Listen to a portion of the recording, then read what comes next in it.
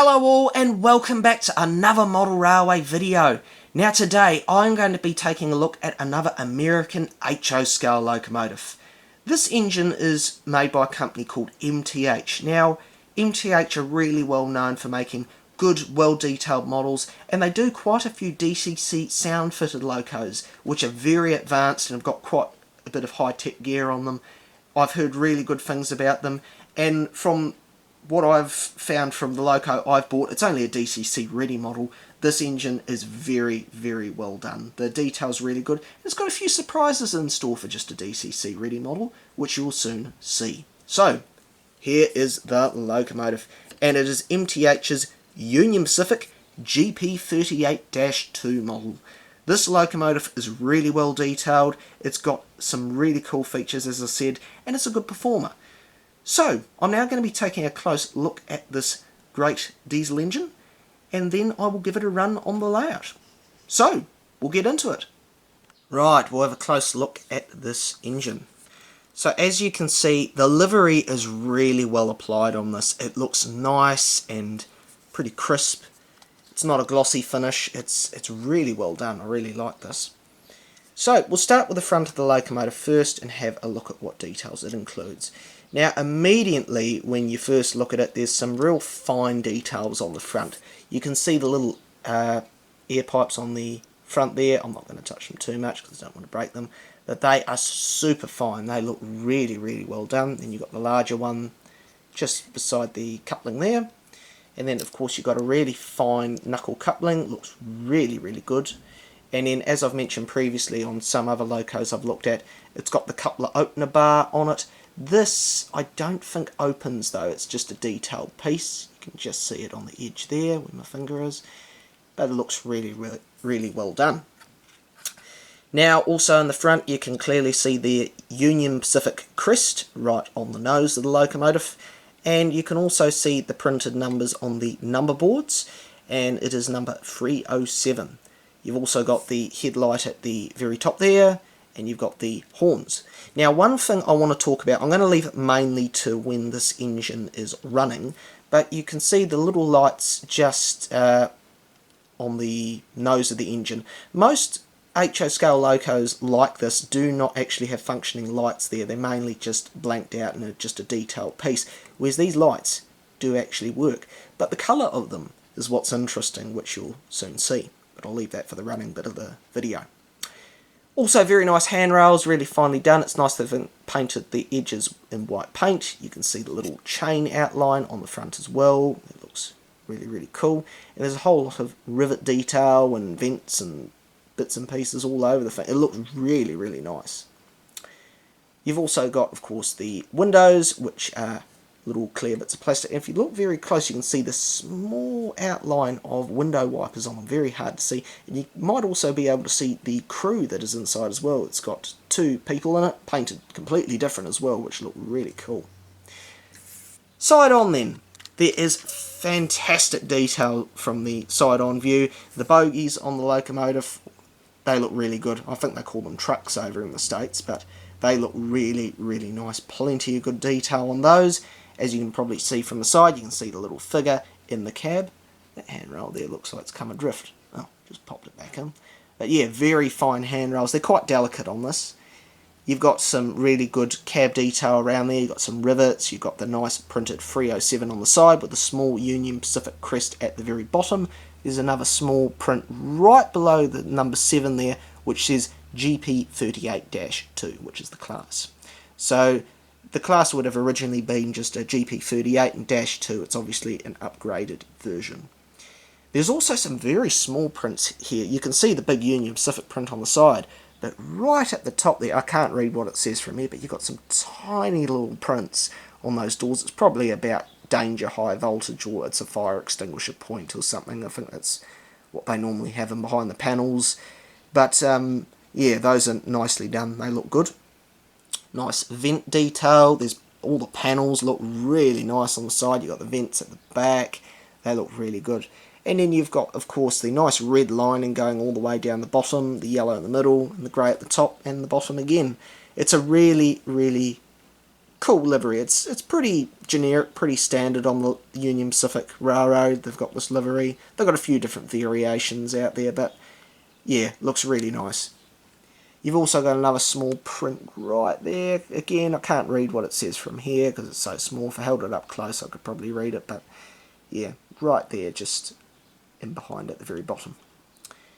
Yeah, again, very nicely done handrails, and you can see, I'll turn it upside down so you can see it, you've got your fuel tank there, and it's also got room for a speaker, so if you want to convert this model to DCC sound, you have that option. But yeah, it's a metal fuel tank too, it looks really, really good.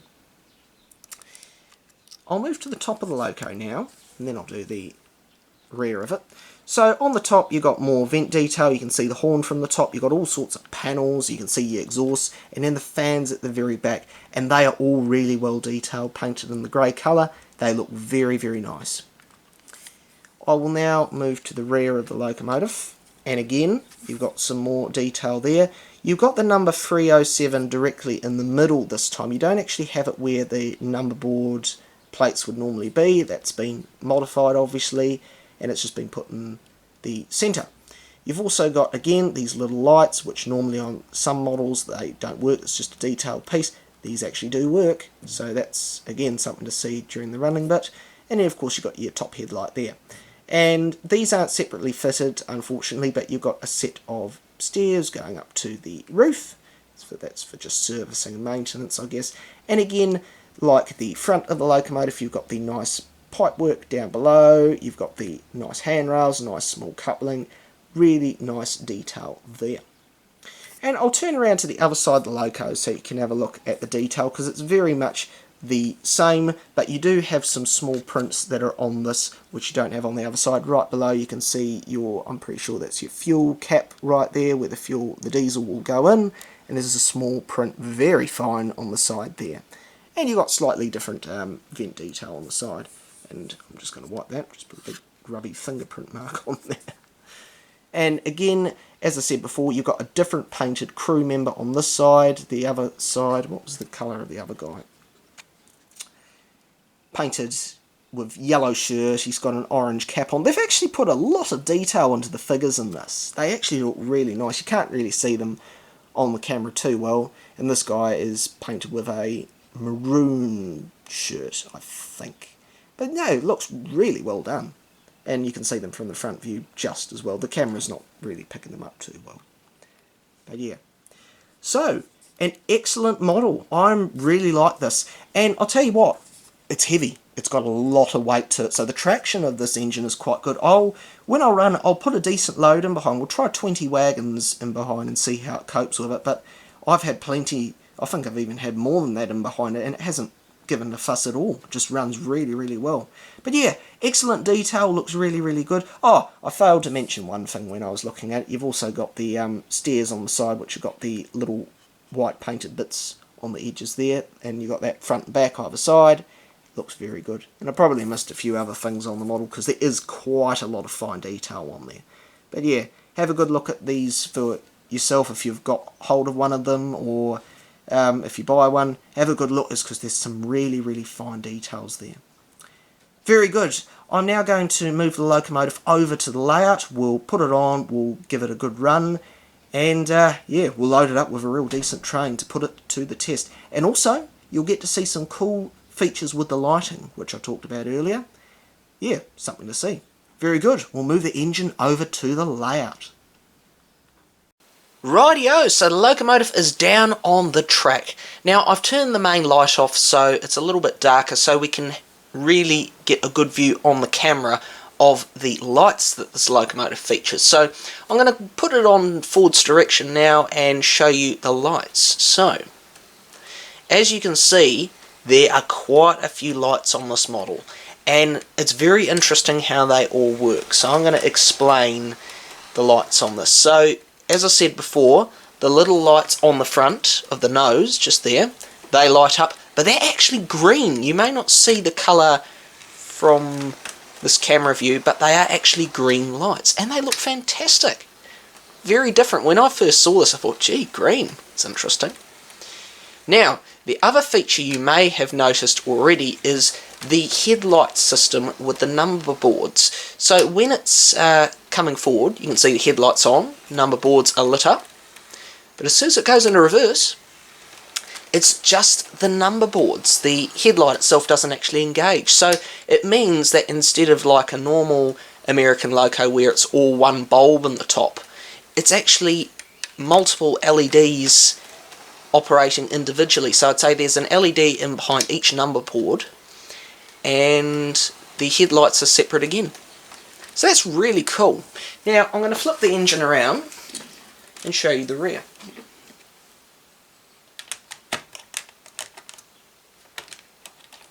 Right, so the rear also has some lighting.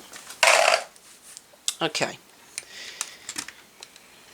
so when it is going forwards, you've got two red lights on the rear of the locomotive that as soon as you flip the direction and bring it back, you don't just have the red lights now, but you've got the headlight on the rear.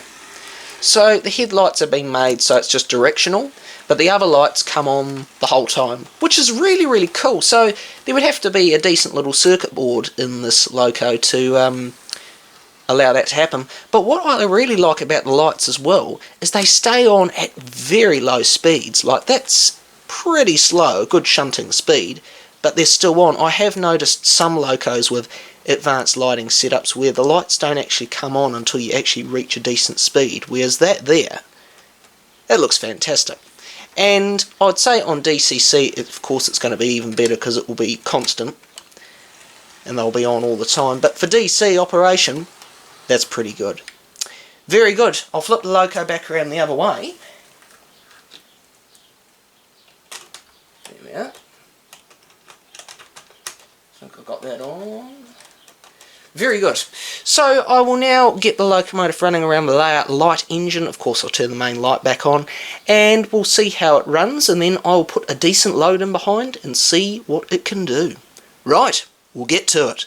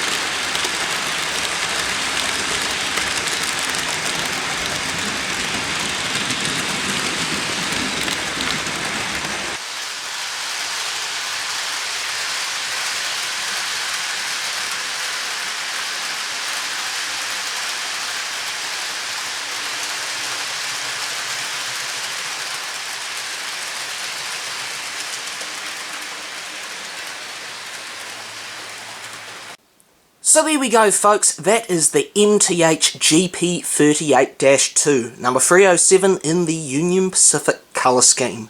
I'll tell you what, it's a reasonably small engine in the States. Well, that's what they would consider it to be. It would probably be used for switching manoeuvres nowadays. But what a performer. I tell you what, good load that had 20 wagons in behind, 19 tankers and 1 caboose. That was fantastic. It showed no signs of power variation. The speed I had it set on then was the same speed as I had in the beginning when it was running light engine, and to me it didn't look like it dropped at all. It just soldiered on and kept going. And for me, I need locos like this for my American railway, ones that are strong but can also go around reasonably tight curves. Larger locomotives from the States, unfortunately, I can't get around my track because it is quite narrow, so this locomotive ticks all the boxes for me, plus the lighting in it is fantastic. Unfortunately, we didn't really get to appreciate it on camera, and as I've been watching through the footage, it didn't come out the best on camera, but believe me, the lighting is fantastic, and I highly recommend these locomotives and MTH, and I'm most likely to get more engines from them in the future and see what performers they are like as well. I'll probably go for a DCC sound one next because I've heard so many good things about them. So that should be something for the future as well. Very good. I hope you've enjoyed it, folks, and there'll definitely be more American locos I will be looking at. I'll try and look at some American engines in N-gauge as well. That'll be something to look at in the future. Very good. Hope it's been enjoyable, folks. Have a great rest of your day. Bye for now.